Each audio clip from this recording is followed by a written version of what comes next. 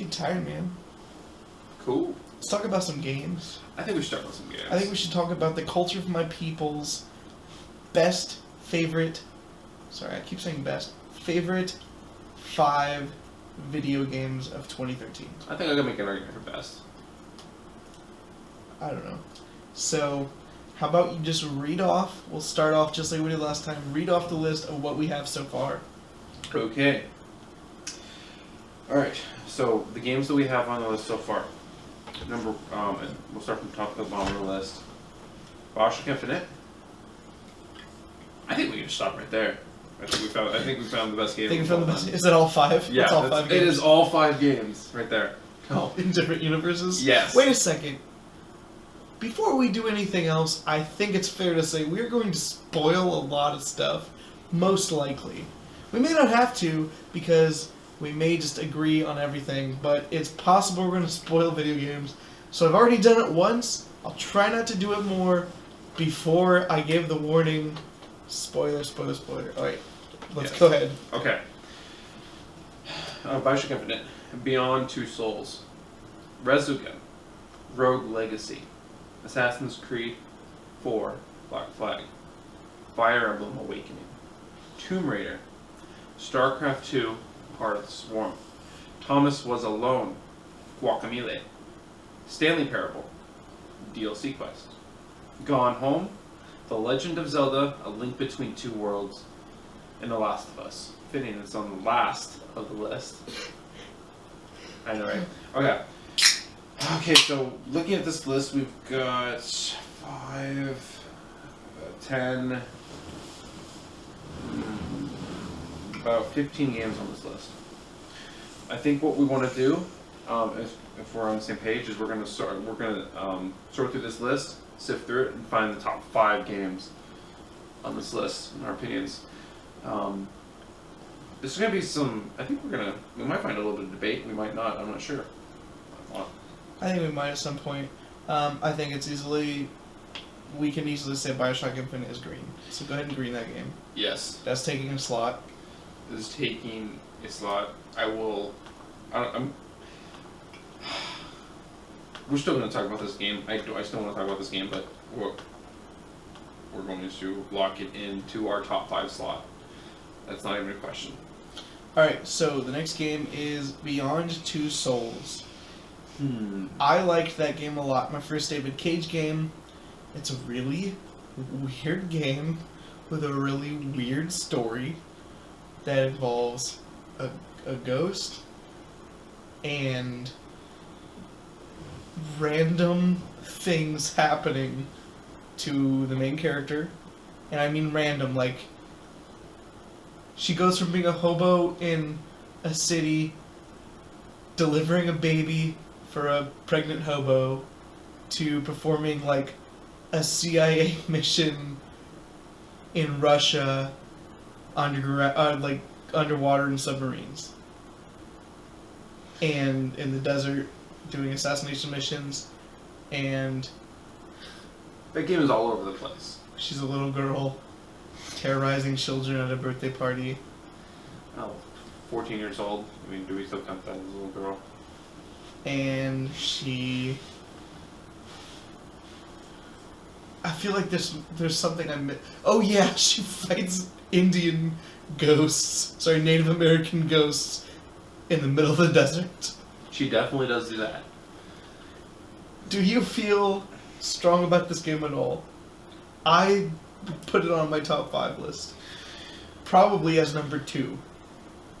I would not put it on my top 5 list. You would not put it on your top 5 list at all? I would not put it on my top 5 list. I felt that this game, when I first started playing this game, I was not fully understanding of what a David Cage game was. So when I came into this game, I was looking for a whole lot more interaction than I was getting. This game is 100% quick time actions. Quick time events. You have to do swipes of sticks, and it does everything for you. The most you'll be doing is walking around. It's almost like a hybrid of a point and click, though. I mean, there's walking around that you do manually. I don't know. But once I understood what a David David Cage game was, in that it's not your typical normal game. I was able to get past that and start enjoying the game for what it was. I felt that the story that they presented, the way they presented it, was probably one of the most interesting things for me about that game. And they did not tell it in chronological order. They were jumping all around her life to the point where I think the very first mission is her as 21-year-old woman at that point, and then I think the following mission you start then later on in the game you start playing her when she's a very little girl, 6 years old. There's a part where you're just walking around her house, and then even later in the game, as Michael says, you're doing missions for the CIA in the desert. It jumps all over the place. That part I found interesting and intriguing. The actual story for that game, the part that was most interesting about the story was the divergence of the paths that you could take. No one story was the same, and that was probably the most interesting part about that game. Mm-hmm. There are choices that you make in that game that, while they may not change the critical path as far as the same basic events, they will change who lives, who dies, but these subtle changes will make a big difference in Jodie's life. This is the name of the character, and I think that those changes, each ending will present a different part of Jodie than someone else's ending, a different part of that character, a completely different character, based on the choices that they made in the game. That part is interesting to me. The story did not catch me in the way that I think it did you. The story of her and Aiden, as the soul that she is bonded to, was cool, but for some reason it did not grab me in the way that maybe it should, maybe it shouldn't have, but definitely not in the way that it grabbed you, Michael. You think you could argue that there are 4 games better?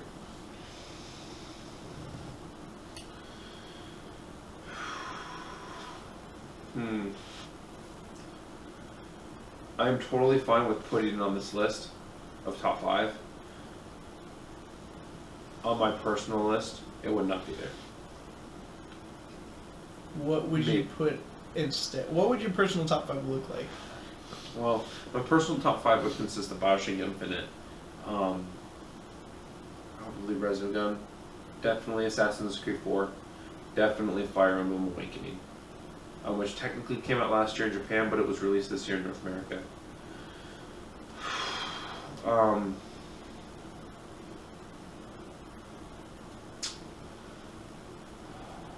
This is where it started getting a little bit hard for me. I really, really enjoyed my time with Tomb Raider. It did not do really anything super different in a lot of games, but the story that they felt was, I thought was fun. I thought it was a fun game. I enjoyed my time with it. What about Tomb Raider's story drew you in? I did not. Tomb Raider was not a game that I grew up with. It was definitely something that was out there. The earliest memory I have of Tomb Raider is a PC game that my grandfather owned. This was, we're probably talking when it was 95 era. That was my earliest memory of Tomb Raider, and I thought it was cool back then.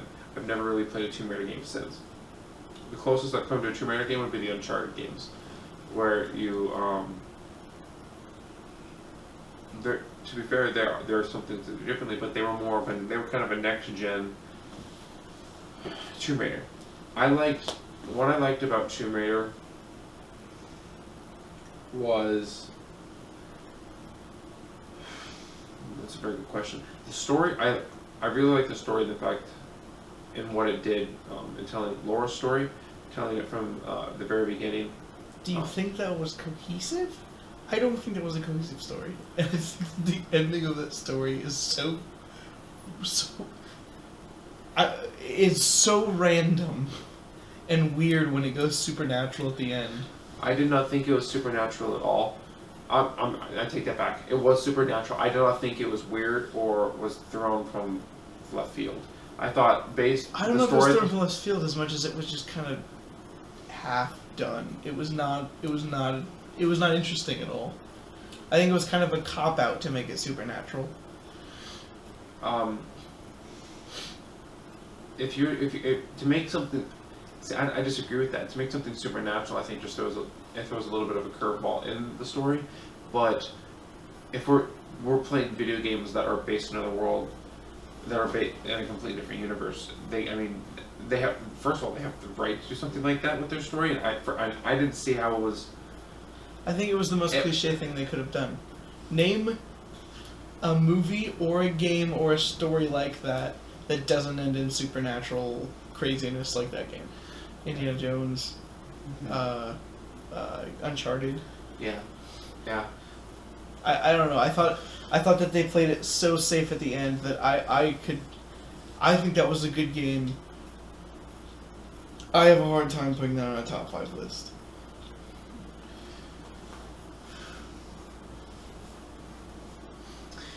Perhaps then, so are you saying you did or did not enjoy your time with the game? I thought it was a good game, and when I was done with it, I was done with it. Okay. I don't think it was a bad game by any means, but I don't think it was a special game either. Well, I can see your points on that. I still really enjoyed my time with it. I thought they developed a good game. I thought it was solid. I liked what they did with it, and I would play a sequel to that game. I really liked it. It was one of my favorite.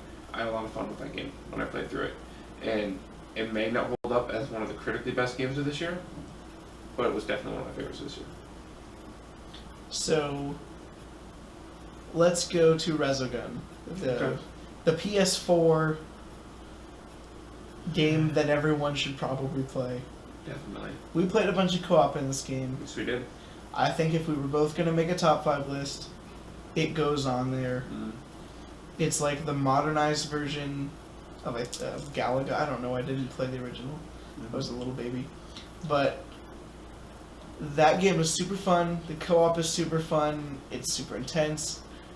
We are on our way working through the achievements on that game, or trophies, sorry. Not a PlayStation guy as much. I think that game deserves a spot. I think that it's on both of our lists. We need to put it there. I agree. It was, as far as the PS4 games, it was probably I would say it's the best PS4 game, unless you would say Black Flag. I don't know that I could call Black Flag the best PS4 game because it wasn't exclusive. It was definitely one of the best games. I've heard that the PS4 is the place to play it. I might disagree with that, only because I think the PC would be a better. As long as the port was decent. Yes. But I don't. Yes. I would not be surprised if the port was crap. Yes. I really like the type of those. I think it's smooth. I think it was developed really well. It's solid. It controls great. So yes, I'm totally fine with locking it in on our top 5 list. Alright, so we agree on that. Rogue Legacy. We played Rogue Legacy. I have not played this game. I want to play this game, and I actually own this game. Alright, so let's skip over that for now, because I don't want to talk about it until push comes to shove. AC Black Flag. This game is on my top 5 list. I only ask, because I'm still playing through Black Flag, that you try not to use spoilers. What about this game puts it on the top 5? I am an Assassin's Creed series fan. I really like a lot of the games. You liked 3. I love 3. So I thought 3 was a good game. Revelations was the only one that you didn't really like, right? Correct. We actually talked about this. I would not really recommend. All right, let me take it away. Revelation, I was not as big of a fan of as I was other games. And I believe I said this on a previous podcast for Gamer Sauce. If you played Brotherhood and you're not really huge into Assassin's Creed games, then it's totally fine to skip over Revelation. But I really liked Revelation. As far as I shouldn't say I really liked it. It was alright. It was fine. But I like Assassin's Creed games. 3 I really enjoyed. Black Flag I liked a lot. Some of the stuff that they did in that game in trying to change the pace, that the environment of what Assassin's Creed games are. I thought were smart changes. I wasn't as down on Assassin's Creed 3 as a lot of other people. There's a lot of people who love Black Flag just because they changed things from what Assassin's games are. I know that what little you've played of it, the Assassin stuff is what actually slows you down about that game. But for me, the pirating, the open world sailing was a lot of fun. I actually full completed some of those quest lines in order to get something. Like, for example, there's these sea forts that you can take down. If you take down all the sea forts, you get these sweet pistols. I actually took down every single sea fort and did all the missions for all those sea forts, so I get these sweet pistols, which one-shot the tanks in that game, if you will. There's little things like that I really enjoyed. I will say, however, that my time with that game ran out. There was a point where I was done. I had enjoyed that game, but it was time for me to move on. Strictly speaking, does it do enough new that it needs to go on the top 5 list? I don't know that it does enough new to go on critically top 5 list. A lot of people, some of the stuff I've heard people talk about this game, I disagree with. They say that Assassin's Creed 3 is really glitchy. I would argue that Black Flag is just as glitchy. People did not like Connor's character, that's where your preferences come in. People love Edward's character. I thought he was a great character. I thought he was fun. They do stuff differently. I think it's still an Assassin's Creed game that they threw other stuff on top of. I would throw it on my top 5 list as a favorite of this year, but I don't know that I would go so far as to say they did so much different that it is critically amazing. I think they did just enough right to give people the new spin that they wanted. Just enough right. Okay. We'll move on. Have you played Fire Emblem Awakening? I have played that game. I'm ashamed to say I haven't beaten that game. I actually wanted to beat that game before we started talking about these. I didn't get a chance to do that. Fire Emblem Awakening is probably my favorite game on the 3DS right now. I've played a couple games, Pokemon X. We've played Monster Hunters. Fire Emblem, that is my game of the 3DS. It came out this year. I really like the strategy stuff that they do in that game. I really like this type of game, and I think this type of game works on a handheld. I think that's where I prefer to play it. And it's one of the better games that does this, as this turn-based strategy, and it does it on 3DS really well. I really, really love this game. I love Fire Emblem Awakening. I got that game when it came out, because I was looking for some 3DS fun. That was back when there wasn't as much solid 3DS stuff. Mm-hmm. Came out early this year. I marathoned through that game in like a week or whatever. Amanda was watching a new TV show, and I would sit there, and I just crushed through this game.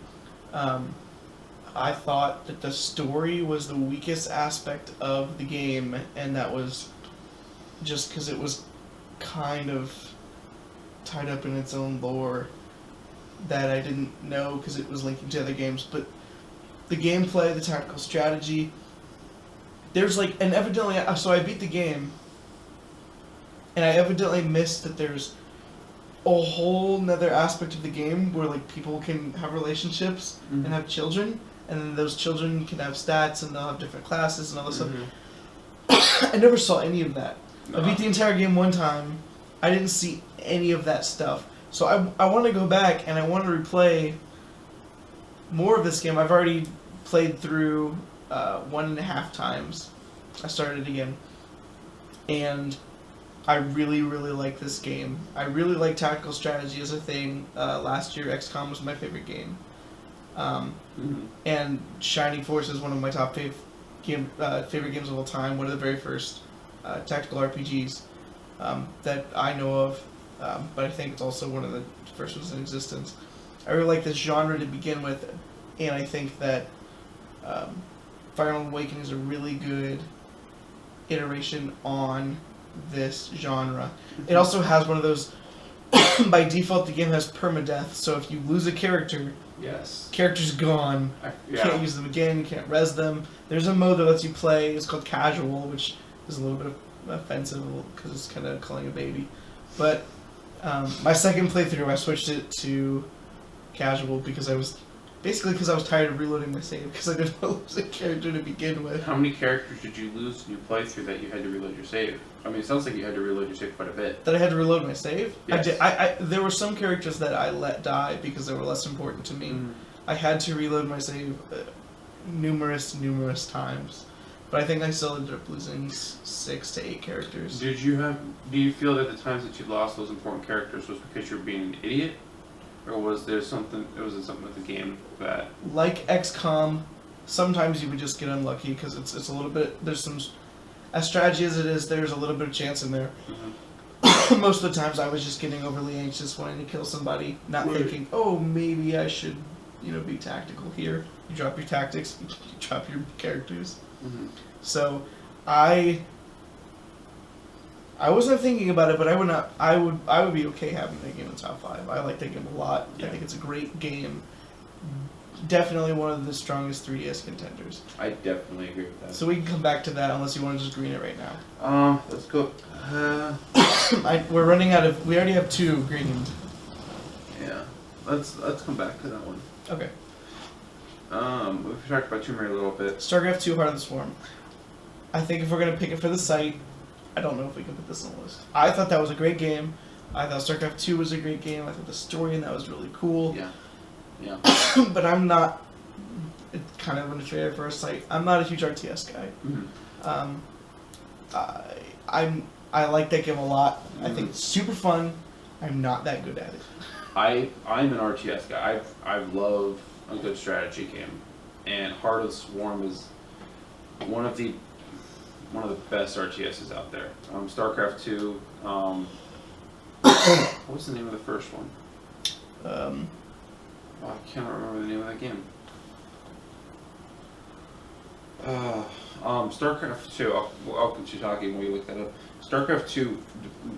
Wings of Liberty. Wings of Liberty did a very good job in taking an older game, and I had never played StarCraft 1, but they took that game and then they kind of made it a modern version that played really well. That game is played competitively. Mm-hmm. We played that game multiplayer online with friends, and I don't know, I can't necessarily speak for you, but I really enjoyed our time with the multiplayer in that game.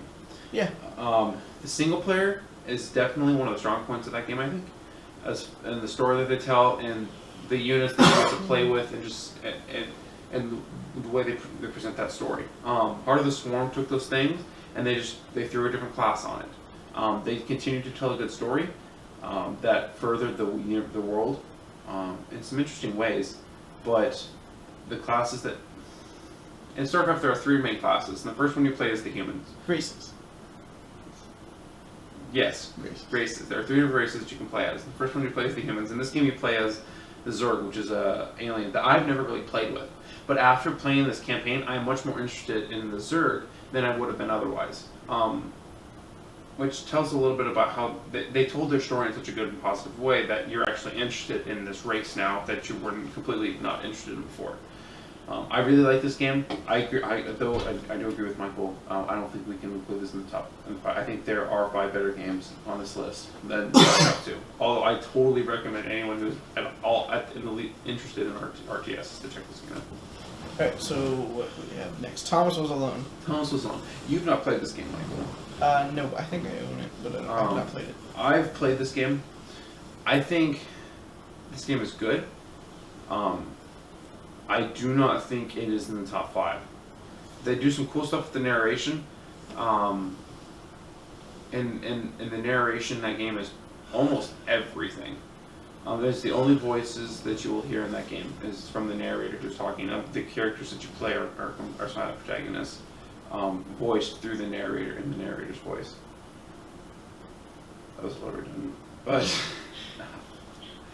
I recommend This game is not for everyone. If you're interested in indie games and just kind of different, this game is different. And for those who appreciate video game art, I think highly recommend that you play this game. Although I would not say it's even a top 10 of this year. Okay. Is that a game from this year? Yes. Okay. I don't. Okay, next on the list is Guacamelee. Did you play Guacamelee? I did not play Guacamelee. Guacamelee is really fun. PS Vita game. You are you're a farmer who falls in love with I don't remember if she was a princess or just like another girl in the city. Fall in love with this girl. This like fiery demon dude comes and kills you. And you're resurrected from the dead with a luchador mask. Yeah. And your purpose is to go save the girl from this like evil demon. So like, it's very like Mexican themed. There's Mexican music and you're a luchador, and you go around. It's very to use the term Metroidvania, where you go around. You have the map. You can go wherever, and your only thing that limits you from where you're allowed to go are the abilities that you've learned, which you learn when you like. I don't remember if there's a gong. You find a dude who's a goat, and he turns into an old, crotchety old man that yells at you. He teaches you a new luchador move. He turns back into a goat, and then you can learn moves. You can turn into a chicken. That's one of the things that you can do. Lets you get into small places. It is a super fun game. If you have a Vita, I recommend it. But I don't know if it's really good at what it does, but it doesn't really bring anything new to the table at all. Looks pretty, it's a good art, good game, solid game. I think if you have a Vita, you should play it, but I don't think it belongs on this list of top 5. Quick correction, Down Souls was released on July last year, 2012. It came out on the Vita this year, which is why I thought it came out this year, but it was actually released on PC last year. Okay. So, I've heard some good things about this game. It actually sounds like something I might be interested in to play passively. I don't know. I've seen this game cheap before. Would you recommend that people check it out? I think you should, Guacamelee, I think you should buy it if you have a Vita. Okay. You should buy the game. Yeah. I think it's also on PS3. I think it is as well. Yes. Yeah. I would rather play that on my Vita. Yep. Next on the list, the Stanley Parable. I am not the type of person that thinks that just because games are different, that it's hard to call them a game. But I have a hard time calling the Stanley Parable a game if I had to pick one that wasn't a game. Because it is solely a commentary on games. There's no... Even in games like Gone Home, which are on the list later, there's a story. Or there's an objective. Even in Cookie Clicker, there's a goal. And something you're doing. Stanley Parable, there's no end game, there's no story that finishes. It's basically every playthrough is a commentary on something else wrong with games. I've written about it on the site before. It picks on achievements, it picks on why we play games, it picks on player choice in games, it picks on a lot of problems with modern gaming, and it's a really good experience, and you should check it out if you understand the industry. But it's not like a game that you can hand to somebody and say, hey, check this out. They won't get it. It's a commentary on what games are today if you care about that sort of thing. But there's not really a goal. There's no end. You beat the game, and by beat the game I mean you see a quote-unquote ending. You restart the game in the same place. You can do something different. It's very interesting in the commentary and the way that it does it. You're Stanley, you're in an office, you're all by yourself. The narrator tells you, Stanley walked through the door. Then you can walk through the door, or you can sit there in your own office. You can shut the door and lock yourself in. Then the narrator changes the story based on what you do. It is a very clever commentary, and I think that if we were picking on, best messages in games or best commentaries, Stanley Parable's there, but I have a hard time placing it on my top 5 favorite games of the year. I think it's important. So are you saying that you do think that Stanley Parable is a game? I don't know. I think that it is the closest I've come to having to almost being able to throw the I don't think that's a game call. I've played Dear Esther, which a lot of people don't think is a game. I think that works as a game because there's a story, there's a narrative, it's telling something. I think that if this is the closest I've ever been to calling something not a game, it probably still is. Plays like a game. There's some gamey things. It talks about games. There are things in it that are kind of like games, but it's the closest I've ever been to calling an art game not a game. I'm assuming you address these things in your article that you posted. I don't address it not being a game, but I do address all the commentary that it presents. I address it as a commentary. Okay. Well, if you want to know more about the game, I'd probably suggest you check out that article Michael posted, but I think we can both agree that this probably won't be on the top 5. So DLC Quest. Did you play DLC Quest? I did not. You should play DLC Quest because it only takes like an hour or less to play. Okay. It's also only like $2 on Steam most of the time, including possibly right now during the Steam sale. Yeah. DLC Quest, unlike Stanley Parable, is a lot more easily identifiable as a game. There's a goal, there's a progression, there's levels, you beat the game, there's an ending. This game is a commentary specifically on the nature of where DLC and there's like I don't know if it's like a sequel. There are 2 things in the game you can select from the menu. DLC Quest and something else that's not DLC Quest, but you launch it from within DLC Quest. Mm-hmm. And it's DLC Quest addresses DLC and the problems with DLC, and the other thing that I can't remember what it's called addresses free-to-play games and microtransactions in video games. They're kind of the same thing. They're kind of not the same thing. Yeah. Yeah. This game is super clever and super witty and super accessible, and this game, unlike Stanley Parable, even someone that's only played iPhone games or Android games can get some of the stuff that this game is talking about. Where your character starts the game and you can't do anything. You can walk right, and you have to buy the option to walk left. You have to buy the option to have music in the game. You have to buy the pause menu and the save menu.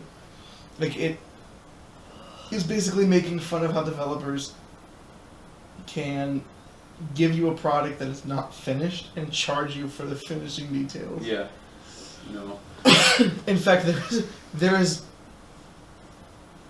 and this has actually happened in multiple games. Last year, people said that it happened in Asura's Wrath. In DLC Quest, there's a sequence, I'm spoiling stuff, where you beat the game ends, runs to credit, and says, "Would you like to buy the good ending?" And you have to pay, it's all in-game money in this game. You have to pay for the good ending of the game, which happened in a real game last year. Oh, wow. So, it's pretty poignant, and it's poking at the industry. What the heck? I have games that I like more, but I think that is a game that everyone should check out, as are most of this list. It's 98 cents on Steam right now. There we go. So there's no reason for you not to check that out. It's super short, super cheap. I'm going ahead and strike it through red on this list, but Okay. you need to play it. Yep. Yep. Okay. Gone Home.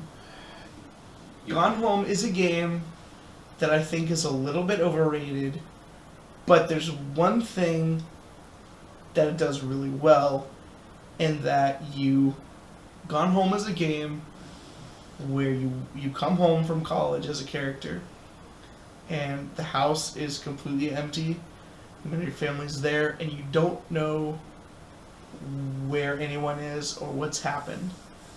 So the entirety of the game is walking around an empty house, picking up things that have been left there, and using your own brain. The game doesn't feed you this stuff. It's not like it says, investigate this, and you pick the thing up and it tells you what that means. You have to pick up the stuff, you have to read the stuff or look at the stuff, you can flip it around and move it, and you figure out for yourself almost exclusively, short of there's diary pages that you find where people say what they did. You find out exactly for yourself what happened in the game. You have to. The game does not assume you are an idiot, like I think a lot of games do, where you have hours and hours of tutorials, or like they spoon feed you all this information. They hold your hand the entire game. You walk in the game. You don't know what's going on. I think your character might say, you know, I gotta figure out where my family is or whatever, and you have to figure out where your family is yourself.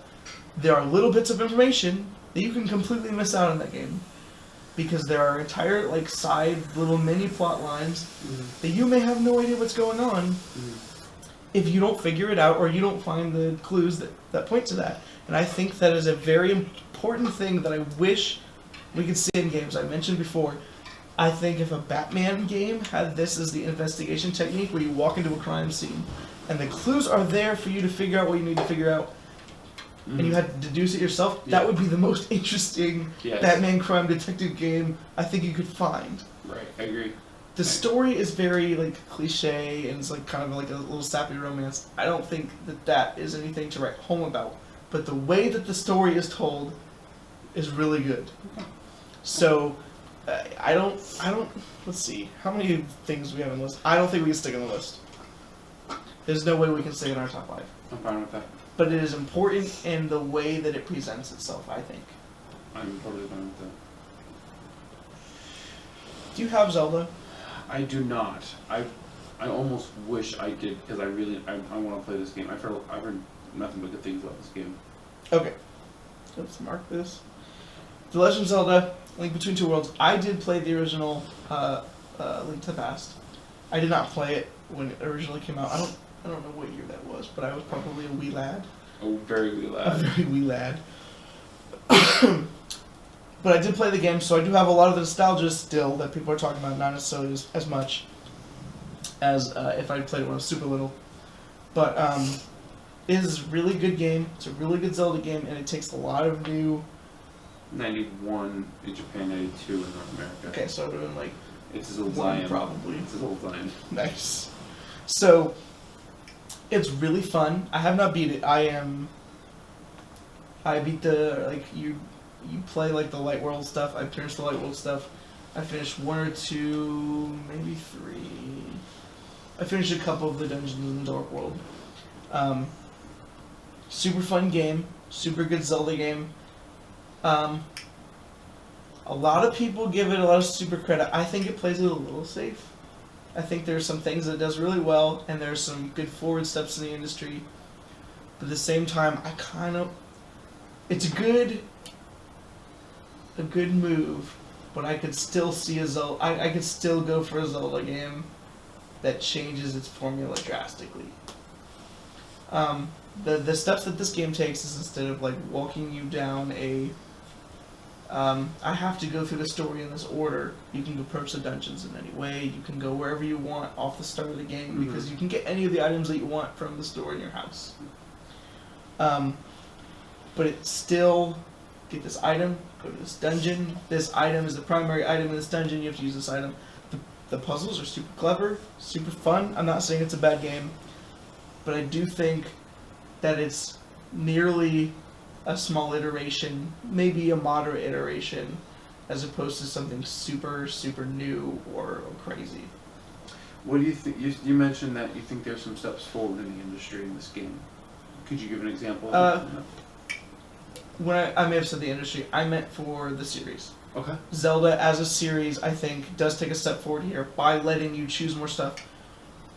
I did not play Skyward Sword, but listening to people talk about Skyward Sword, it sounded like there was speaking of long tutorials, that game had like a 4-hour tutorial.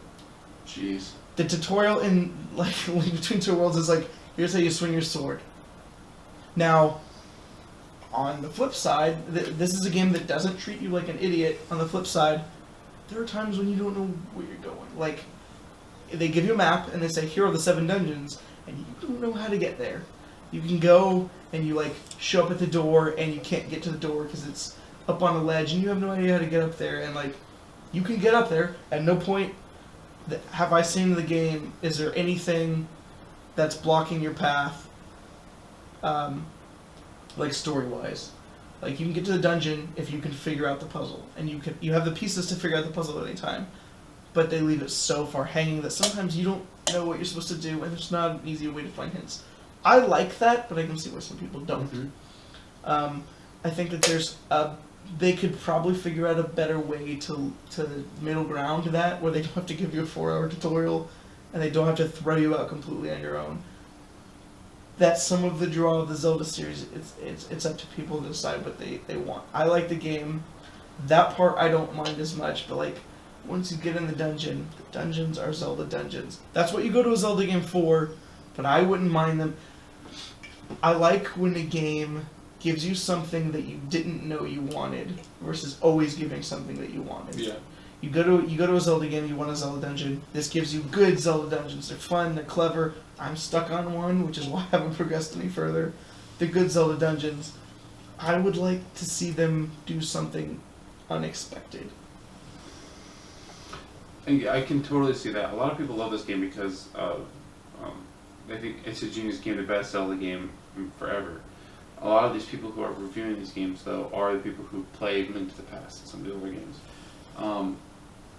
I can see why Nintendo might have made this step in going back to their roots after playing games like Skyward Sword and some of the Wii Zeldas did not really do super well. Mm-hmm. And so going back to the roots of what people love and what people expect out of a Zelda game to try and raise sales, but their ventures into new waters have not been very successful as of late. I'd say probably the most different Zelda that has been super good, it probably would be Wind Waker, or one of the Phantom Hourglass on the DS. Or Majora's Mask, which is really different. People either hate that game or love it because of how it is different. The dungeons are Zelda dungeons, but everything outside the dungeons in that game, weird. Yeah. They're weird. So, have you played that game? No. I want them to remake that game because I have it on the 64, but the logistics of that are kind of hard. But that's a weird game. Not just a weird Zelda game, a weird game. One of the reasons I want to play A Link to the Past is because I have not really played this Zelda game before. I played a little bit of Phantom Hourglass. The new Link to the Past, right? Yes, A Link Between Worlds. I have not played a Zelda game, and one of the reasons I want to play this new 3DS A Link to the Past is because I've heard that those people who have not really played or really like necessarily Zelda games are playing this game and are loving Zelda games. So I want to give it a try. I think this would be a good introduction to the series as far as what a good Zelda game is, what Zelda is, and introduce you to one of the foundations of modern day video gaming. Modern day video games. So let's get down. Let's ask the question: is this a top 5 game for this year? Because of what I want to put on the list. If I had to go solely by myself, I have other games I would put above it personally. Okay. I say I've not played this game, so I can't make a judgment call on this. So I'm probably going to say we're going to have to cut this one. Okay. The Last of Us. Okay. I've played The Last of Us. I have not played The Last of Us. But you I own The Last of Us. I've played the intro so far. Okay. I feel that this is one of the most overrated games of this year. I feel this game is That's a controversial yes position. I know. Because I want you to play this game. I would prefer if you didn't spoil I'm not going to spoil the game. I will say, I think they deliver a story, but I do not think the story is where that game is at. I feel that you play this game for the world that they build and the environment that you play in and the sense of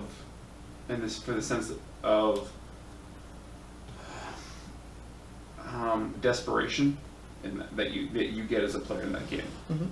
One of the mechanics in that game that they give you is that you're really low on ammo, and so you're really careful about it. You hesitate going into combat. And then on top of the world and the tone that they set, I think they built a very convincing post-apocalyptic world. The story,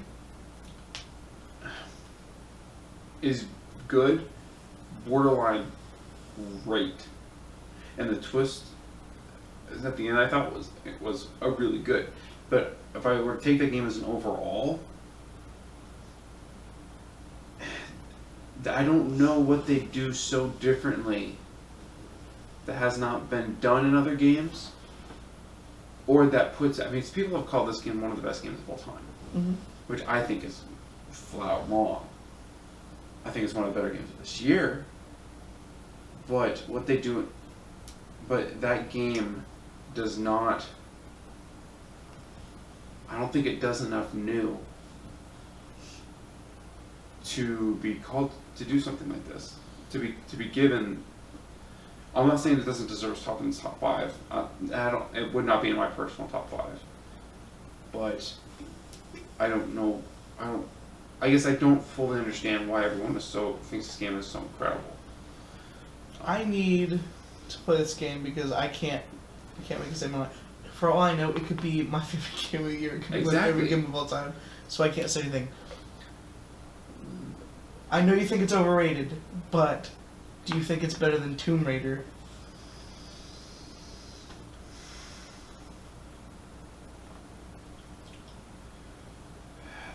It very well may be better than Tomb Raider, which at the face of it sounds. Well, then why would you want Tomb Raider?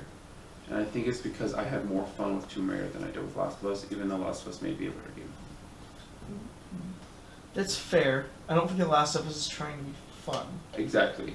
Whereas Tomb Raider is probably trying to be... It has to be trying to be fun because you can't take that story seriously. The Last of Us is a very solemn game. You play that game, you're serious, stuff happens, stuff goes down. You take it as you play through that game, and I cannot say that it was a blast. I'm glad that the game exists. I think it does interesting things, but I cannot say that it is one of my favorite games. I really cannot say that it's one of my favorite games. Okay, so we have to cut it off the list by default then. I think so, because you haven't played it. Otherwise, we might be able to have a discussion about this. I'm a little bit kicking myself because it's quite possible this could be my favorite game of all time. Mm-hmm. I don't know yet. Yeah. So if it is, I think I'll record a video probably after the fact after I play it through. I am interested to see what you think of that game.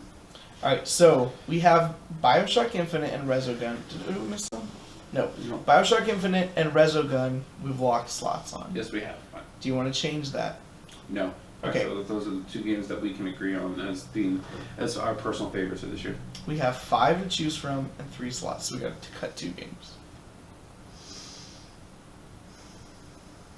We have Beyond Two Souls, Rogue Legacy, Assassin's Creed Black Flag, Fire Emblem Awakening, and Tomb Raider. This is where it's going to get hairy because I think we completely disagree on which games. I don't think there's any of these that we agree on. Are there? Do you agree that Fire Emblem Awakening should be on the list? I do. Okay, so we have 1 game in agreement. Let's put that green before we change our minds. This is probably going to be the most interesting part of the podcast. If you haven't enjoyed the game discussion so far, this is where we're going to start defending and attacking each other. Okay. Beyond, Rogue Legacy, Assassin's Creed Black Flag, and Tomb Raider. We have 2 slots and 4 games. Alright. I'm going to put forth something. What is that? I think I would probably vote that we cut Rogue Legacy.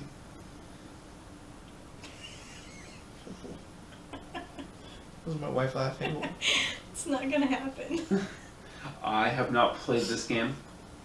That's one of my reasons, so I do not know.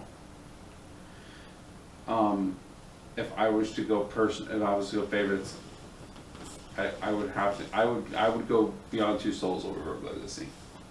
I've played every single other game except Rogue Legacy. I would put Beyond Two Souls over Rogue Legacy. But I think Rogue Legacy needs to be in that spot. I think Rogue Legacy, even if it's 5th, it needs to be on the list. Because I think Rogue Legacy of all the games that I've played this year, Rogue Legacy is the best platformer, which is one of my favorite genres. The controls in that game are tight. It is hard, but there is a difficulty curve, and as you play through the game, you will get better at it. Your character will level. The progression.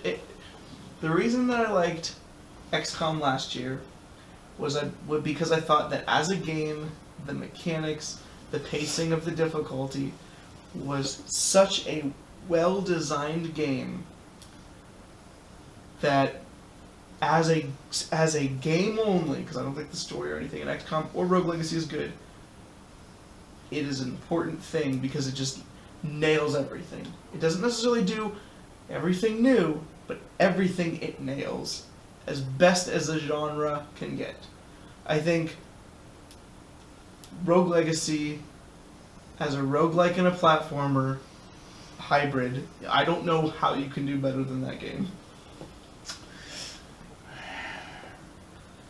But I know if we use Rogue Legacy and Beyond, which is the two I would use, we're cutting Tomb Raider and Assassin's Creed. I could cut Tomb Raider. I don't know that I could cut Black Flag. Assassin's Creed Black Flag is one of the best games that just come out this year. Is there a way you can defend it critically as a game that needs to be on this list, or is it solely just a personal appeal?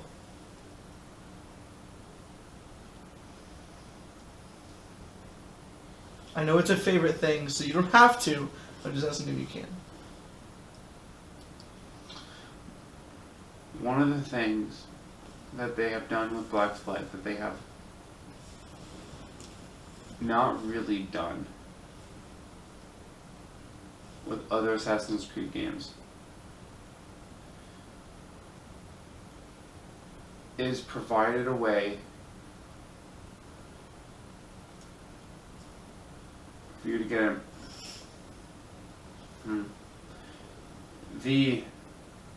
I won't say the immersion into that world, but the enjoyment of being in that world of Black Flag. One of my favorite times in that game, most of them probably came from doing the biggest and newest thing that they added in that game, and that is the open world sailing. That was in 3. It was not an open world sailing.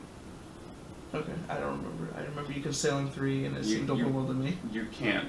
No, what they did in 3 was they were side missions basically.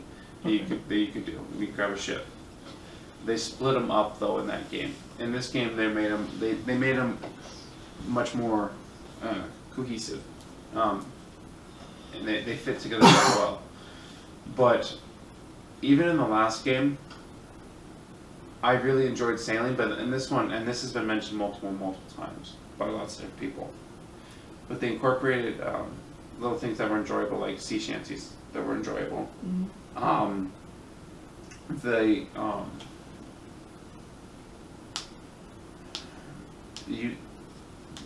The ship was not its own individual sequence. It was part of the world, which you cannot say about 3, because 3 you had literally two halves of the game. You have the sea and the ship, and you have the open world that you can run around on foot. And in Black Flag, they took those two and brought those together in a way that I have never seen done, because those are two completely different parts of that game. They're two very different parts of that game. Mm-hmm. But they put them together so well in that game that I'm trying to think of another game off the top of my head that took two radically different parts of that game and put them together so well. Because, like in other open world games, you've got driving, you have people driving, hopping in and out of vehicles. GTA, Mm-hmm. you see people jumping in and out of cars and driving them. But I would almost argue that those are probably similar parts of the game.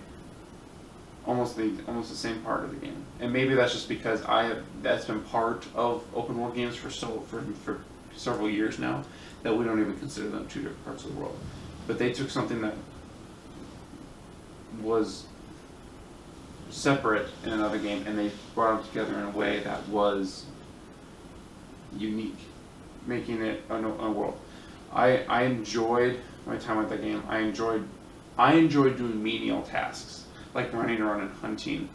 Not as much as I did 3, but running around, taking forts, which is a very repetitive menial task, but I enjoyed it so much. I just had fun with it, doing the same task over and over and over again. But if you didn't enjoy it as much as in 3, why didn't you be on this year's list? Enjoy the Menial tasks. menial tasks. Well, that was one part of the hunting, for example. I enjoyed it a lot in 3. You said it was glitchier too, though.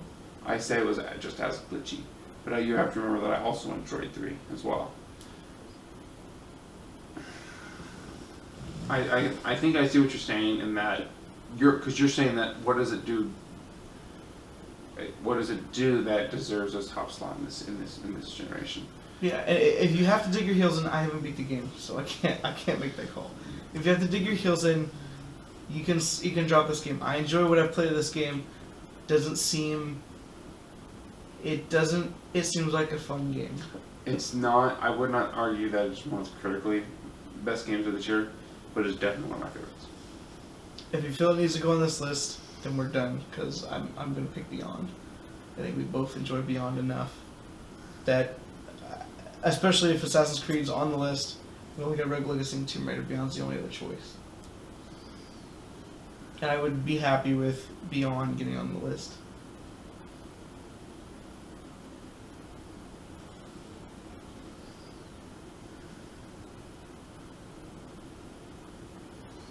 If we're talking favorites, I think you're going.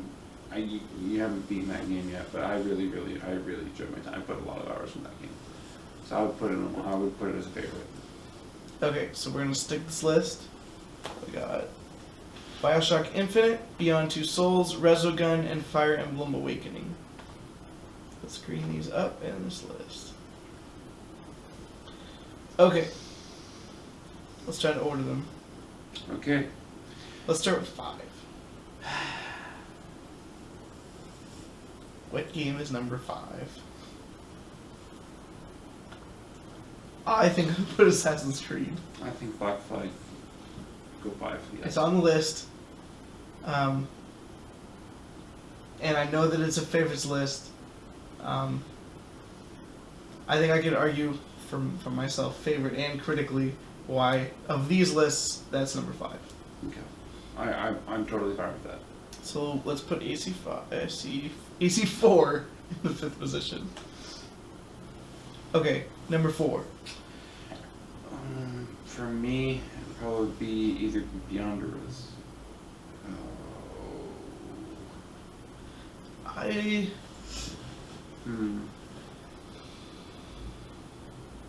think we can put Resogun there.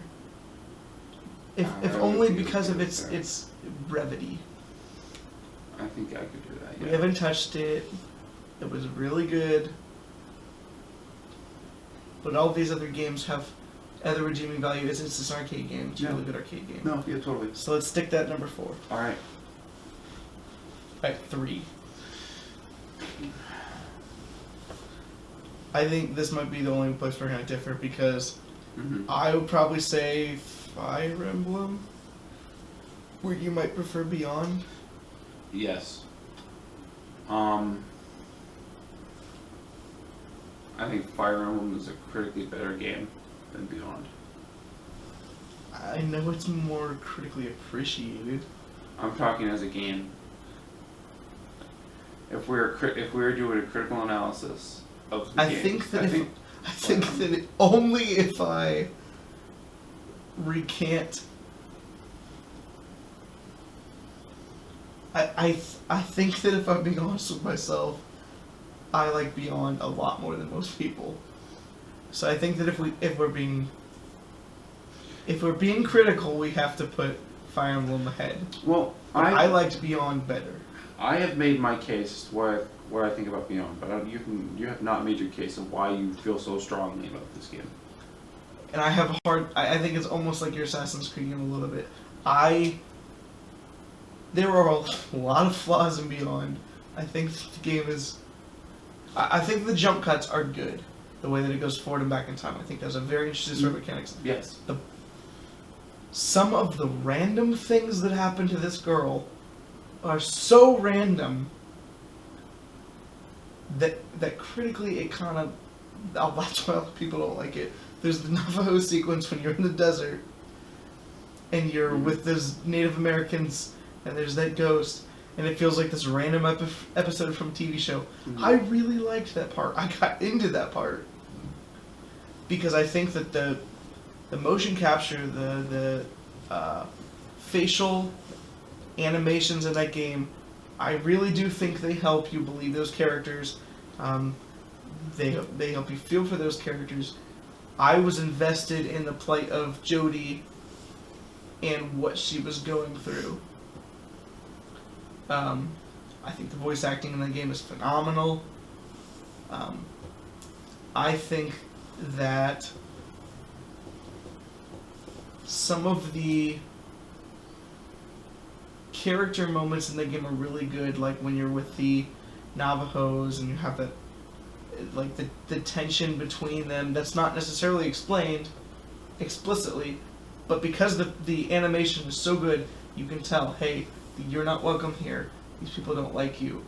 You don't want to be there, but you need to not be out in the desert by yourself. You need water, you need food. You want to move on. The guy's nice, he wants to help you. These are all things that are not necessarily explicitly stated throughout the game. There's lots of moments like this, but you can see the faces, you can see the acting. This stuff is really good. However, this stuff, as a medium, these things are things in movies. They're not solely explicit to games. I like the way that you're able to have these things in games where you have these extra animations to work with, have these high fidelity graphics, and you have it in a video game where you have choices on things you can do. Like you said, people can live and die. Looking at it critically, it may be a little crazy, nuts. Personally, I found it super interesting. The plot twist at the end, super cool. Then, you have the final twist at the end of the game where you get to go live with, like, whoever you want to, and that's a little bit random, too, when you're meeting these random people that you barely spend your life with. Critically, I think Fire Emblem is a better game. I liked Beyond better. Okay. How do you think we should put it? You've played both of them. You beat Beyond. Yes. I beat Beyond 1.5 times. I beat Fire Emblem 1.5 times. I would be okay with Beyond in the number 2 slot, and Fire Emblem at number 3. And here's one of the right reasons why. Beyond Two Souls did something for me that not a lot of games do. There was a moment in that game where I was actually upset and sad, and actually I felt like trash. I'm not going to spoil or give away this moment, but it sparked a feeling in me that not very few games do. Very few games, even some of my favorite games of all time, just don't draw these emotions and feelings from me.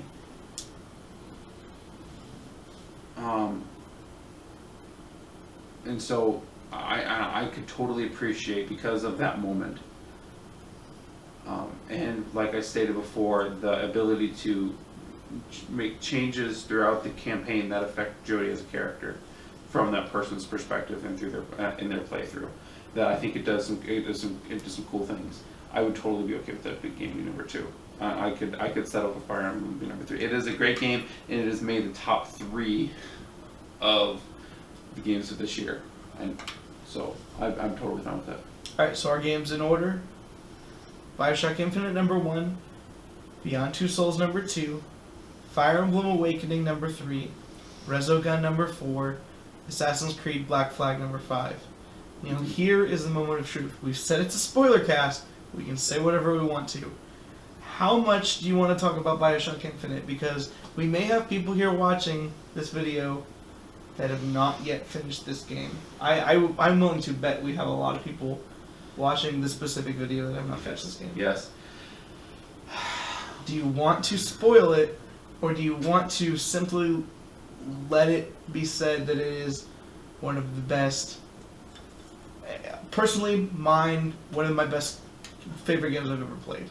I totally agree. I think that it gets a little bit of a bad rap for people who thought that it was going to be some kind of social commentary on man, and it was going to try to make a lot of statements about political or social events or positions. I don't think it attempts to do any of those things. I think BioShock Infinite, and it's a little bit of a spoiler, but not really, in saying that it is an amazing sci-fi story that is delivered in a really fun and powerful way, unlike any game that I've ever played before. After I beat this game, and we talked about this setting, and all the pieces, everything just started coming together, and in the aftermath, in the following week after me just beating this game, I went online and I was looking to buy the collector's edition for this game because I was so enthralled with the story of this game. I wanted to give the developer more of my money. That game is so incredibly good, and it is definitely my top favorite of this year. One of the best games I've played ever. Probably my top 5 of this generation. Mm-hmm. Definitely probably my top 5 of this generation. It's a game that sticks with you Mm-hmm. long after you play it because you finish it. I finished it at nighttime, Mm-hmm. probably like 1 or 2 in the morning, and I stayed up just thinking about The implications of what happened. And when you think about all the things that happened as you played through the game, and you realize that all of those pieces fit together to be the final thing that happens at the end of the game. And for me, it seemed like it didn't make sense at first. Mm-hmm. But the more I thought about it, and the more I analyzed critically the things that we will make a spoiler cast for this game at some point. Yes. Because the game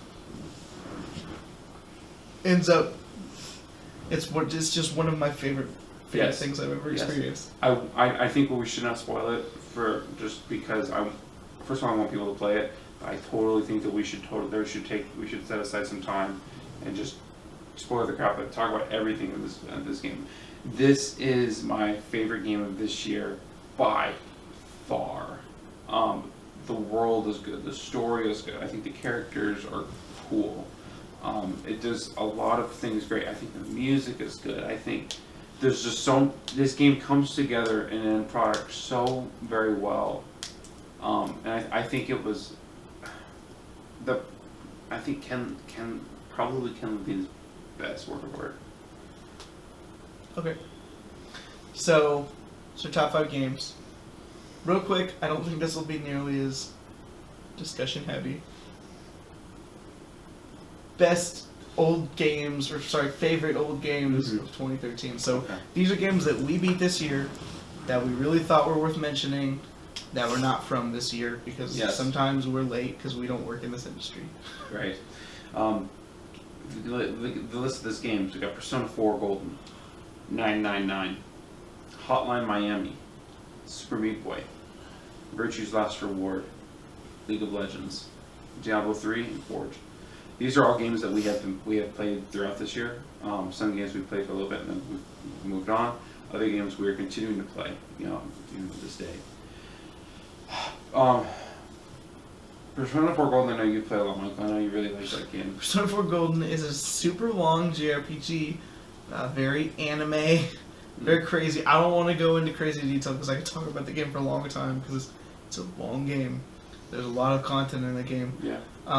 One of the best things out on the Vita, if you're looking for a JRPG on the Vita, that is a game that you should play. Okay. It's very interesting, very crazy. Okay. 999 is the next game on the list. That like BioShock Infinite has become one of my favorite games of all time. I think 999 It's the very first. It's a genre that's popular in Japan, not so much here. It's called a virtual novel or visual novel. A lot of it's reading. It's a story-based game. I think that game is incredible. I liked it so much that I gave it to my wife, who also beat it in a short period of time. The story in it is so good in the way that it tells the story. It's a great sci-fi story that it's like a book because there's so much reading, but there's puzzles, and the end of that game is like BioShock Infinite. It's just one of these crazy moments where you're like, oh my goodness, how does that work? And it's really, really cool. And it's like $20 on Amazon on the DS, the original DS. Mm-hmm.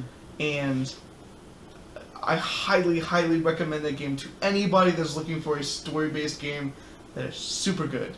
Yes. Yeah, I agree. Hi Miami. We've both played through this game. You beat this game multiple times now. I beat twice. Yes. I've played through it. I have not beaten it. I really like this game. Miami is an amazing little game. It's really short, especially the second playthrough. Like I beat it really, really fast. It's so fun and so dark. Mm-hmm. And even when you finish that game, like there's a secret ending, which I played through. I got all the puzzle pieces that you have to get to the secret ending. The game is so dark and twisted, but so good and so fun to play, especially if you have a Vita. I highly recommend that game. Okay. Super Meat Boy. For those of you who follow the site, you've been able to watch me die over and over and over and over again. And Juby sucks at video games. I do suck at Super Meat Boy. One of the best platformers I've ever played. Probably the best platformer I've ever played. I think Super Meat Boy is one of the greatest platformers ever made. One of them. We really like this game. I beat that game this year. That was one of my greatest gaming accomplishments probably ever. If you played Super Meat Boy, that is a huge accomplishment. That game gets so difficult at the end. I actually got to one of the last levels. I thought it was the last level. Yeah. And stopped because after playing it for like 3 hours straight on that level, I got so frustrated that for like a year, I didn't play it. Yeah. And I went back and played it finally, and then there was a couple other levels or whatever. I beat those. That is a great game, and that needs to be checked out. Okay. Virtue's Last Reward. This is a sequel to 999. I played both those games this year. I really, really, really want to spoil this game, but for the sake of not ruining anything from 999, I'm not gonna say anything about this game except it is literally the craziest. I don't know whether that's in a good way or a bad way. The craziest ending I've ever seen in a game ever. Where you finish the game. I played this game on my couch and I was falling asleep. It was pretty late, or I was tired. I don't know. And I was reading it. It's a visual novel also. And I was like falling asleep because I was so tired. It's not that the game wasn't interesting. And I woke up at some point after I had beaten it and turned my system off. And I was just thinking about what happened. I was like, what did I just read? What just happened at the end of that game? Because I don't know if I will ever play a game again that is as crazy as that ending is. Like I said, I don't know if it's a good one or a bad one, but it is wild. Yeah. And if you have Vita, it was on PlayStation Plus. Yep, I actually have it. It's also on the 3DS if you have a 3DS. I highly recommend playing 999. I think 999 is a better game, but I think that Virtue's Last Reward is worth playing through to get to that ending and realize that you have just played through something unlike anything else ever. Okay. Next on the list, League of Legends. This game has actually been on for quite a while. Yeah, that game's old now. But we've thrown it on the list because we've had some of our best gaming moments this year. We continue to play League of Legends every single week. And It's a social thing at this point. it is a social thing, and it's one of the it's the reason I'm going to nominate this game for the top 3 I best think- game of both games. I think we have to put it there because we still continue to play it every week. And we still continue to have fun with that game. It is both some of the most rewarding and most frustrating moments that I've had in gaming all year. Some of the funniest moments that we've had playing with friends. I mean, it's a great time. So There are videos of us playing this game on the site. yes, There are videos of how excited we get and how angry we get on the site at this game, and sometimes how bad I suck at this game. and how evil my laughs can be at this game. Yes. So that has to be green. Diablo 3 came out last year or 2 years ago. How long has it been since Diablo I 3? have no idea. 2 years? I don't know. It definitely was re-released this year on consoles. It was, yes. I still have not beaten this game, but we played a little bit this year. Thought we'd throw a mention on it. Probably is not going to get a top 3 nomination from me. Yeah, it's fun. I was a huge fan of Diablo 2, but we thought I'd stick on the list just to give it a little bit of props. Last People year. know what it is. It was last year. Diablo 3 came out last year. Okay. Forge. This is It's an interesting game. Forge is an indie game I found on Steam.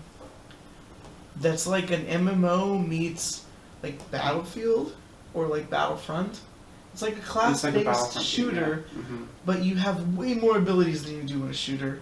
It plays like an MMO PvP style. Mhm.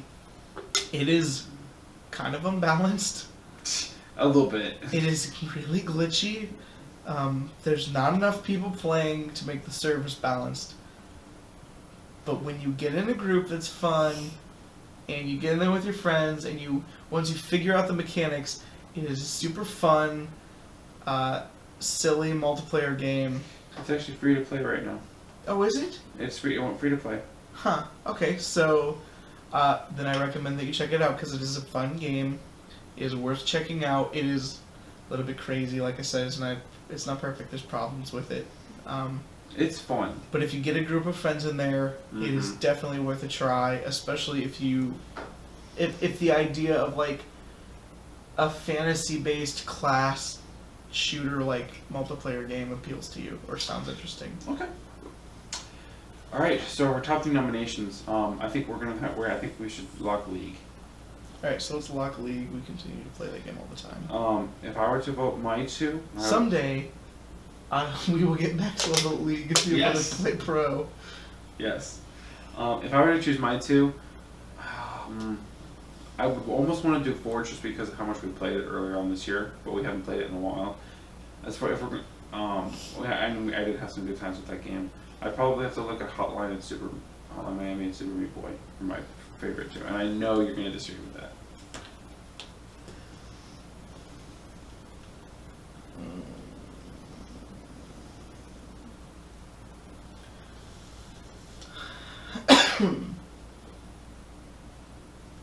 I don't know, because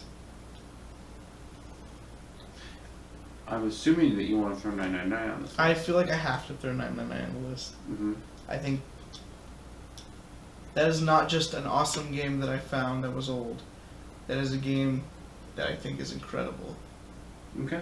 I'm totally fine with you throwing 999 on here. So we throw 999, and then it comes between Hotline Miami and Super Meat Boy. For Like- you as well? For the third one, yeah. Okay. That's hard. Because I think Super Meat Boy is one of the best platformers ever made. Probably the best platformer of this generation. Mhm. If you count, it was 360, so that counts. Yes. Or sorry, last generation. We've moved on from the future. Oh my goodness, yes. So That's totally true. One of the best platformers of last generation. Mm-hmm. But Hotline Miami is its own special awesome.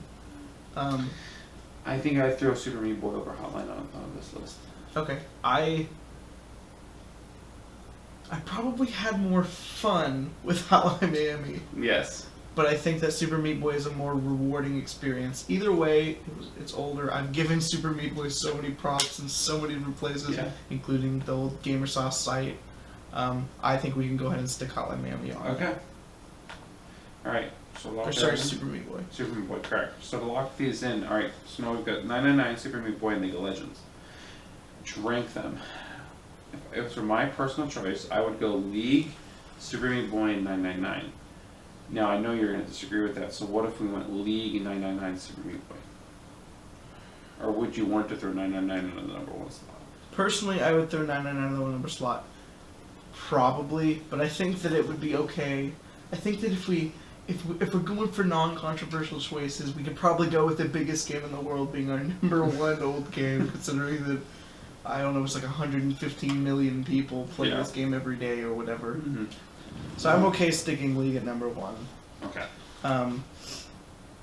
I would put 999 second, but I don't know, Super Meat Boy is so good. At this point, we can order them however we want to. I don't care. This category is not as big of a fight either, so Mhm. we can stick. We had a pretty easy time choosing these ones. We can stick 999 and Super Meat Boy on that list, and basically in the order that we choose.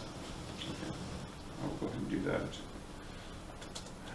Alrighty. Alright, so read them off. Alright, so number one, we've got League of Legends. Number two, 999. And number three, Super Meat Boy. All of these great games. Alright. I think that's it. Alright, so there we go. That's the end of our Culture My People game discussions. Yes. Great game. I'm totally gonna try and push for a Bioshock Infinite video. I think we have to. I really want to talk about this game, and this may not be the place to talk about it. I think that we should make our own lists on what games and why. We can make our own lists on both the music and the games and just post that at the site, whenever we Yeah. want to, because I think we feel very strongly about some of the contenders in there, and we Yeah. were being a little friendly by compromising. Oh, maybe But a I little could too have friendly. stuck my foot in a little bit on some of those games. How late do you want to be here? Yeah, it's already getting 1:30. late for us. If we stay here late enough, just go to the next New Year. Sweet. So we wanted to try to. I don't know when these videos are gonna get posted, but we wanted to try to get this in before this year was up. Yep. So, thanks for watching, listening. I don't know if I'm gonna put this on podcast form. We'll see. Hopefully the videos sounded or looked fine, or they were interesting or whatever. This is our first time doing this. Yep. So, we wish you guys all a happy New Year. If you disagree or agree or think that we missed something in our choices, go ahead and tell us, because this is the internet. That's what it's for. Yeah. Yelling at kinda. other people angrily. A little bit. So, All right, guys. Peace out.